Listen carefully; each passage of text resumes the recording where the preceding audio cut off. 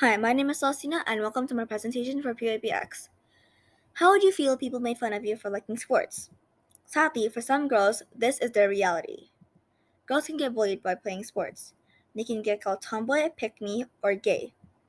I was also called a pick-me as a joke. However, it still hurt as if girls thought I was just trying to impress the boys. My research for PYPx relates to SDG5 gender equality. In this presentation, I will talk about my research, action, and reflection on a global issue important to me. My central idea was gender norms affect people psychologically and physically.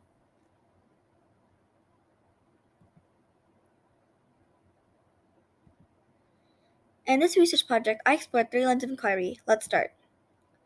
This is what I learned.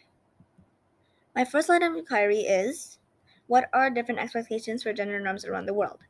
The key concept I focused on this was form.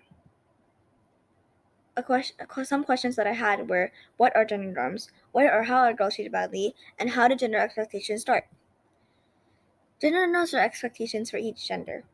Men were expected to be strong and show no emotion, athletic, good at sports, wear pants, and act strong and aggressive, while women were expected to be cleaning and cooking, weak and emotional, wear dresses or skirts, and act polite and kind. Gender norms can be different in other countries. Some may even seem weird to us. Normally, it's men who propose to women in regards to marriage. However, a group in the West Coast Island has been doing the opposite. The women are the one who propose to the men. The interesting thing is the men aren't allowed to say no, which to me is kind of crazy.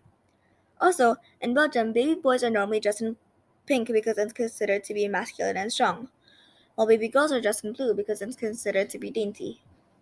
Gender norms can also change over time. For example, now people in the US think that blue is a boy's color while pink is a girl's color. However, did you know boys used to dress in pink in the US? Even though it's oversimplified and not necessarily accurate, a stereotype is a widely accepted judgment or bias about a person or group. Gender stereotypes can result in uneven and unfair treatment of individuals based on their gender. This is sexism. My second line of inquiry is how are girls and boys affected psychologically by beauty standards? My key concept was causation. Questions I had is what is psychologically? The main reason people have a bad self-image on their bodies is social media and their editing features such as filters. First introduced by Snapchat in 2015, filters were to make our pictures look funnier, which is then updated by Instagram to alter your actual looks. People started to love their filtered looks and hate their actual looks. They're even willing to get plastic surgery to match their looks with the one in the filter. Even though social media is great, comparing yourself to the perfect photos aren't good for you. People on social media aren't perfect. They're just like us. Even the perfect couples have fights that they hide. Sadly, this type of thing also affects my mom as she's always comparing herself to the perfect thin bodies. This also affects children. Children who have a bad image of their bodies are most likely to have depression and anxiety. More than 10% of kids who have a bad image of themselves will be diagnosed with depression before the age of 18. Also, sometimes parents won't let their children get diagnosed because they just dismiss the signs of being depressed. Most parents think that their children are just being moody. Kids are worrying about their body image, and a survey in the UK by Be Real showed that 79% of 11 to 19-year-olds said that how they look is important to them. 52 of them to 52% of them worry about their looks, and 36% of people said that they would do whatever it took to look good. Slowly, they've shown something unreachable. People have started thinking that the normal body shape is the hourglass shape. Girls will start using corsets so tight that they can't breathe just so they can look perfect. People can start to hate their bodies and start doing unhealthy diets, making them starve themselves. Sometimes can get so hungry they'll start snacking, but when they do, they get angry at themselves and force themselves to puke. This can also lead to eating disorders. A study from the National Eating Disorders Association said that 5.2% of females have eating disorders, which is kind of sad. My third and final line of inquiry is how can we use sports to promote gender equality? This relates to the key concept of responsibility. Questions I had were why do people think that girls can't play sports, and in what ways can we use sports to help women? We can help market women's sports better? Some ideas are: we can invest some money into women's sports. We can talk about it more on social media. And did you know in 1896, only men were allowed to compete in the Olympics? Women only started competing in the 1900s. The 2018 FIFA World Cup during the Iran-Spain World Cup was the first World Cup that Iranian women were able to enter the stadiums since 1979 officially. Many girls are dropping out of sports at the age of 14 at 2 times the rate of boys. Most girls have 1.3 fewer opportunities to play high school sports than boys. Since girls have fewer opportunities in high school and college sport than boys, they have to find another sports place which might not exist or is too expensive.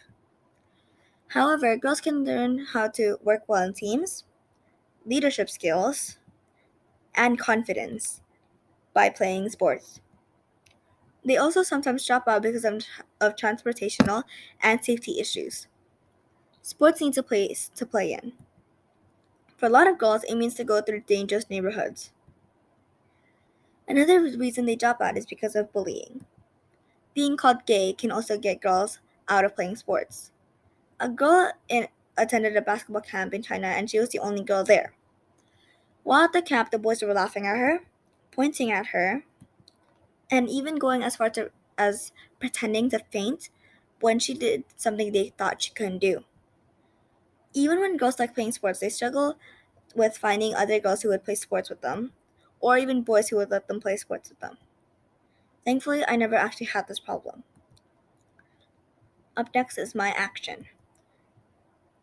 Taking action. I wanted to inspire change in our world.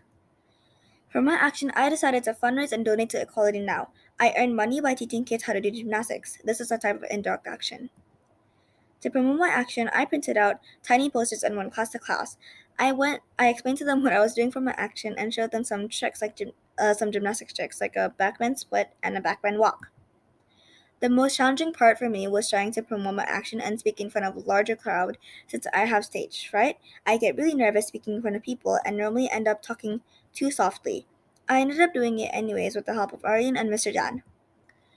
Thanks to the Andres families for helping me fundraise money, I have raised and donate over 1 juta to Equality Now, a company to help make a safer and better environment for women. I felt like this was a great way to teach kids about SDG 5 gender equality while earning money to donate. Also, thank you to Shakira and Hannah for helping lead my action.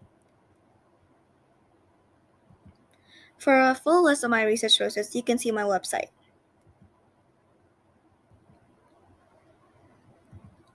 Finally, thank you for listening. I'm happy to take any questions from the audience and I will do my best to answer.